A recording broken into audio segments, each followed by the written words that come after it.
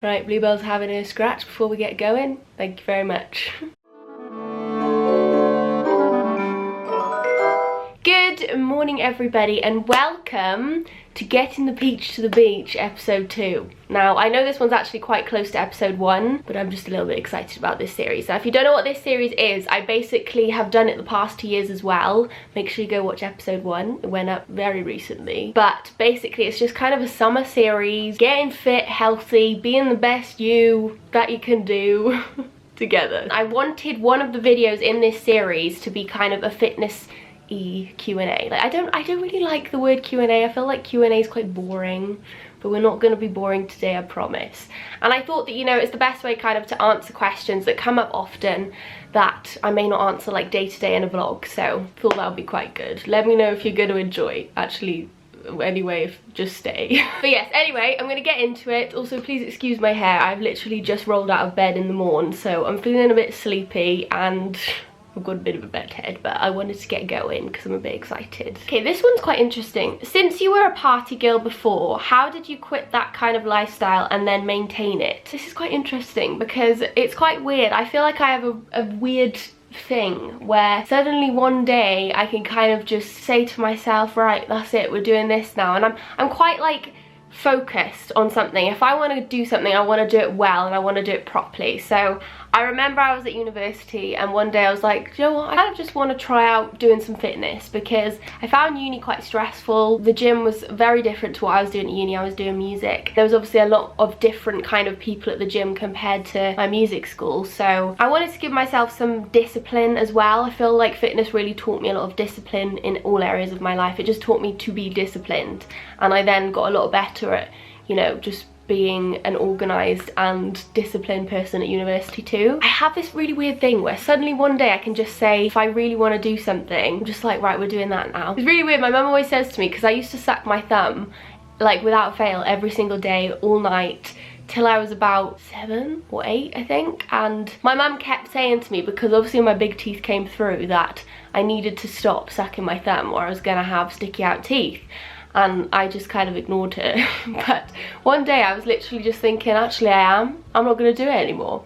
And then from that day I never sucked my thumb again. It's so weird because it was such like a habit, but I just was like, no, I'm not doing that anymore. No, it's not really related, but I just have this weird thing where I can do that sometimes with certain things if I'm really determined. The thing is, I didn't completely stop the party lifestyle as well though when I started the gym, because I was still at university, I was partying as well, but I was just really determined. And once fitness became part of my life and I created that habit within my day where it was just kind of part of my routine to go, that's how I maintained it. I feel like, I can't remember what the saying is or what the time frame is, but they say there's like a certain point where you get in terms of like weeks and days where something can become a habit if you stick at it for that long. But I also think you do just have to enjoy it, and some people don't really enjoy the gym. And also you need to work out what you like, because it may not be the gym and weight training. That was just what I enjoyed. But some people like sport and some people like yoga, and anything that's getting your body moving I think is the important thing. You just need to make sure you're enjoying whatever you're doing. So I think forcing yourself, if you really don't enjoy the gym for instance, you're just not going to maintain it, I don't think. And you don't have to, like there are so many different ways you can get your body moving, and obviously it completely depends on your goals and what you're wanting to achieve. For me, the reason why when I started was it was a de-stressor for me, and as I was saying, it kind of created a lot of discipline in my life, which I feel like was a really good thing I needed at that point in my life. I wanted to gain muscle as well, and the way I wanted to do that was through weight training, but that might not be the thing that, you know, drives you, but that drove me to stick at weight training and enjoy weight training because I wanted to be strong and grow muscles. How to not be intimidated by the weight section at the gym. And I think that is a very common thing for us to feel. I mean, whether you're a woman or a man, I think it is intimidating at first because people in there seem to always know what they're doing and you don't want to make a mistake. There's still exercises that I try out for the first time and I feel a bit silly because I'm like, am I doing this right? Do I look stupid? And are these people looking at me because they look like pros and they're thinking, what's this girl doing in here? And what's that exercise she's doing? Is she alright? But I think in that sense, what I would suggest slowly moving into the weight section. I mean, you might not find it intimidating at all, but if you do, have one area. So find a little space that you feel comfortable in and do your whole workout there. So when I wrote my Peach Plan 1, which was more of a beginner, new to the gym kind of plan, I wrote it so that the whole of the first section of the guide, each workout was using just one piece of equipment, so that then you could just get your barbell or get your dumbbells and go in a little area and do your workout there and just do your thing, get in your little zone, rather than walk around the gym and, you know, look around what's going on and feel quite aware of what other people are doing. Because I think in the gym that's really important, is just trying to get in your zone. A good way to do that is a good playlist. You need your earphones. Whenever I train, I don't have music in, I do feel like I'm looking around a lot more, and I'm aware that people are around and watching what they're doing and thinking, are they watching what I'm doing? Do I look weird? So I think, yeah, find a little area, do your workout in one area or one piece of equipment, and slowly work your way around until you feel comfortable enough to just kill it in the weights section. I mean, I went to a new gym a few days ago and the weights area was full of men, just completely men. There was no women in there, but I was like, you know what, I'm gonna go in there. You feel like everybody's like, is a woman even supposed to go in there? But they are. There's no reason why you can't go in there, but I understand if you feel like you can't. But I do feel years on that I still get a little bit intimidated sometimes. I know my gym, but when I go to new gyms in the weights area, I just don't know it, so it's all a bit strange. But that's the other thing, find a gym that you feel comfortable in and stick with that gym, because you'll start to recognize faces and you won't feel like everything's so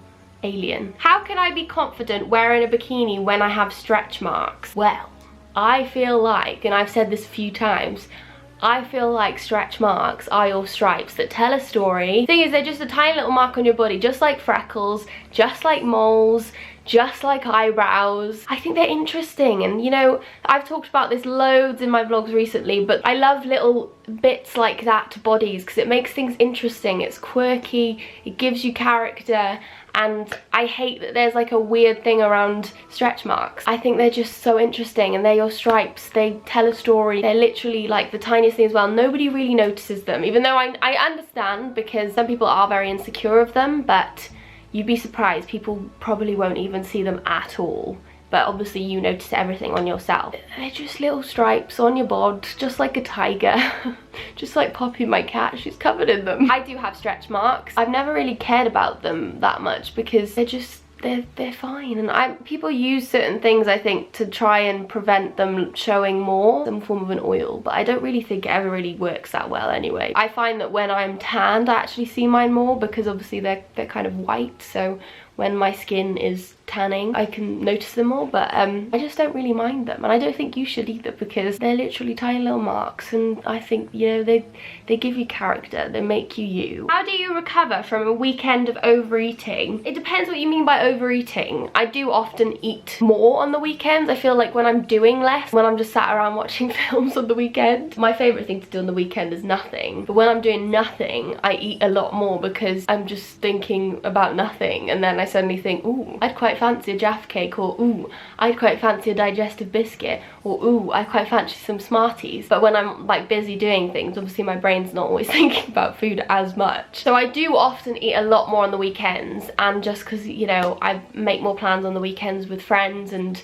Niall, we might go on a date night, or we might go to the cinema and get pick and mix and a Tango Blaster. I love them so much. Yeah, I just feel like there's more opportunity on the weekend because I'm less busy. I wouldn't really call it overeating personally. I just think of it as enjoying myself, and I think that's the key, is kind of to stop viewing it in a negative way, because, you know, we can't always eat really well. We can't always be really on track and really strict with our food. I mean, some people can, and I respect them a lot because it takes a lot of discipline to do that, but I don't actually want to ever do that, because I love food and I want to enjoy food, and, you know, we are lucky that we can enjoy food if you can. So why completely cut it, not enjoy the things that you love to eat? And food is a wonderful thing that is in the world for us to eat, and if we are lucky enough to have it, then why completely stop yourself? And, you know, fitness, I think, can be unhealthy in ways because of that, because you feel like you can't have anything,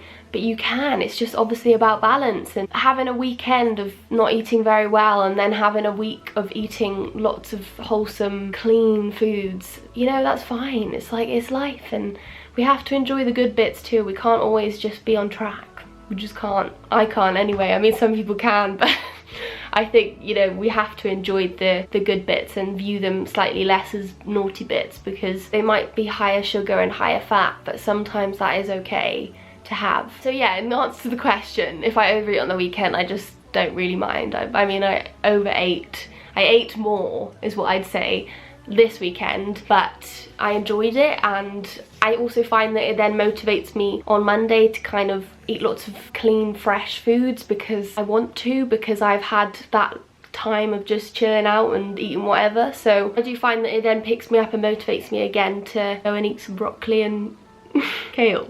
Probably not kale. Have you ever bulked or cut? So again, you know, this series is kind of cutting because I am tightening up and getting fitter for the summer period. I hate that kind of saying, because I don't want it to sound like I'm trying to get bikini bod ready, because I hate that saying so much, because everyone is bikini bod ready. But I am trying to cut a little bit. It's just a goal of mine at the moment, because I want to, because I want to feel fitter. But I don't ever call it cutting. I'm never like really strict, kind of add in more sprints, which I do enjoy, not before but afterwards. And I suppose I'm a little bit more mindful with sugar, where I don't cut things out. It is technically cutting, but not in a strict sense as like a bodybuilder who's cutting for a competition. I'm not very up and down with bulking and cutting personally, because I find that sometimes it can sort of squish the fun in fitness and enjoying the gym. But I do also see it in another sense that is kind of good, because it's like giving you goals. So that's quite a tough one. But I don't think I've ever bulked, really. I'm technically cutting now, as some people would call it, but I just don't really like those two phrases, because I see them in quite a strict sense. To me, that is kind of like bodybuilding, where you bulk to grow big and then you cut down for the competition. Whereas I don't want to see it like that, because I want to still feel free and enjoy what I want to do at the gym. Opinions on juice fasting and teas. I feel like this is talked about a lot online, so you don't need much from me, but teas are absolute bullshit, because they literally don't make you lose weight, they just make you go to the toilet. I mean, everybody knows that now, I think, that they are just not good things. And then juice diets, I don't really know much about them, to be honest. I've never really looked into it. I don't love the idea, because obviously it doesn't really give you all of the things you need in your diet, I don't think. And I personally could never do that, because I need to bite things. Like, I love biscuits because I can bite them, and then I love the texture. Textures are an issue in my world. Mushrooms, can't do them. Anything squishy, I can't do, but I need that bite. So a juice diet wouldn't work for me, and I don't think they are great, to be honest. People think they're a quick fix, but none of the quick fixes really work, because, well, I think they can work, but then can't maintain it for a long enough time for it to really justify. So, you know, you might quickly lose weight with a juice diet, but then you'll probably spiral back down afterwards, because you'll feel like shit, and you can't upkeep a juice diet forever. You just can't, and it's not healthy. So I don't agree with them, really. I don't know. I mean, there's probably is some sort of research on juice diets being okay sometimes, but I don't really know. I just don't know anything about it, so I wouldn't recommend. I just say eat some food. Right, there is a ton of questions asking what I eat in a day, and I am gonna do a video, probably episode 3, I think, of getting the peaches to the beach, which will probably be next week, of a what I ate in a day. I mean, I've done a lot in the past. Episode 1, I did show what I ate in that day too. Obviously, it just varies day to day anyway, so that's the thing I find with what I eat in a day, is because obviously it's not what I eat every day, because I would get very bored. That's the thing that I just don't get. People can do, and I salute them, the people that can kind of eat the same thing every day, because I think that kind of ruins the fun of food. What I eat in a day is, I mean, let me think, what did I eat yesterday? What I ate yesterday, I made myself yogurt and fruit for my breakfast, and some Cheerios I did yesterday. For lunch, I made myself a makeshift paella, which was not, so anyone who knows paella, don't listen, because this is embarrassing, but I kind of just fried some vegetables and sausages and rice together. And then for my dinner, I had a chicken burger with broccoli and homemade chips. So that's kind of my usual food. Today I'm gonna make fajitas for dinner, I think, because I bought myself a pack. And I probably will actually have my makeshift paella for lunch as well, because it's just the quickest thing to make. The thing is, I get so bored cooking. Like, Niall, my boyfriend, loves to cook and he makes some really interesting food, but I just find it so boring, because when I'm hungry and I'm like, okay, now I'm gonna cook dinner, I just want to eat right there and then. So this is the issue, because I don't want to cook anything that's then going to take an hour, but it's probably a really nice meal, because I'm too hungry, and then I'll start eating all the biscuits in the cupboard while I'm waiting for the food to cook. So I just cook anything that's really quick, and yeah, that's the problem. I just try to base my meal so that I have a protein source, and I have a veggie sauce, and I have a carb sauce on my plate. That's kind of the base of what I do. Realistically, do you need to take protein powder? No, you don't, because you can definitely get enough protein in your food, especially if you are conscious of it and you're thinking that you need, you know, a protein source in lunch and dinner. But if you do struggle or you don't like protein source foods, then it is a good thing. I mean, I actually quite like protein bars just after I've trained, because I'm starving, and it's just a really good thing to have straight after like I train legs. I might get a protein bar from the vending machine, but I don't rely on protein supplement. I don't take any supplements. The only thing I do sometimes have is a protein bar, and I just don't like protein shakes. They give me a bad tummy too. So yes, they're not essential, because you can definitely get what you need from food, but if you do struggle with that, then you can obviously get it from supplement, but definitely not need to take it. How long did it take you to grow your bum? I love the bum question. So I've been training now for about 4.5 years. At the beginning, any muscle showing was quite a slow process, and I think my body was kind of getting into the flow of being into fitness, but I'd say within about 2 years I really started to see proper progress in my bum. Obviously glute muscles are huge, so they take a while to grow, and you know, it also does depend a lot on whether you genetically are going to be somebody that picks up glute growth quickly, because some people are quad dominant, so your thigh area, some people are hamstring dominant, so the back of your legs, and some people are glute dominant. So you know, if you do struggle growing your glutes, I would suggest glute activation is great. So using resistance bands really good. I love Grace Fit's bands, I use them all the time if you do struggle to feel it in your bum. But I do think as well with your bum it is a lot to do with mind to muscle connection. So when you are doing leg exercises, to really concentrate on feeling the burn and the contraction in your glutes. And if you're not, then adding resistance bands, or you know, beforehand doing some glute activation movement, banded work, doing little hip thrusts on the floor with a band, things like that. And just obviously movements like hip thrusts are amazing for glute progress. It's quite early, by the way. I'm still in my pajamas. You just can't see them. I think I am genetically probably quickest at growing my glutes in my legs, because then after that I realised that I didn't really have much quad growth. So I spent about a year after that then focusing on my quads, and they kind of joined in then a little bit. It's gonna vary person to person to how long you will see glute progress, but you know, doing things like glute activation and glute days even. I mean, I don't split up my leg days personally, but some people have 2 leg workouts a week and they might focus on glutes for one and then the rest of your legs for the other. Doing exercises like hip thrusts are great, doing glute isolation movements are great, like kickbacks, leaning side lunges are great. What else is great? And just sort of adjusting yourself in certain movements is good too. So if you're doing a squat, a sumo squat probably will hit your glutes more, I personally find. I do think it varies body to body though, where you're going to feel more and what, but you know, adjusting like even your feet pointing out more, that might hit your glutes more. And if you're on the leg press, I find that when I do like a frog stance, I hit my glutes more. Doing deadlifts, sumo deadlifts, I find hit my glutes a lot more. So you know, just doing the big movements but doing the variations which are supposed to hit your glutes more will hit your glutes more, and then you'll hopefully grow your bum nice and big. Okay, let's do one more. How to stop binge eating at night. I think that's quite a good one to end on.